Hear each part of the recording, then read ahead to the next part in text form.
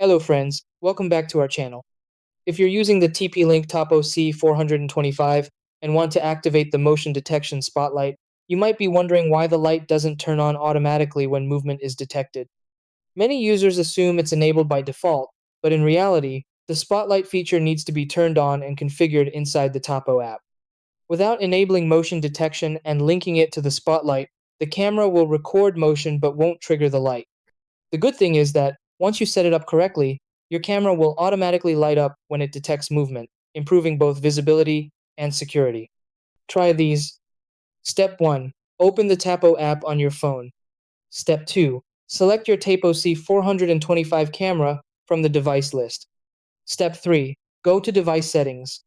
Step 4. Tap on detection and alerts and enable motion detection. Step 5. Turn on the spotlight feature and link it to motion events. Step 6. Adjust sensitivity and test the setup.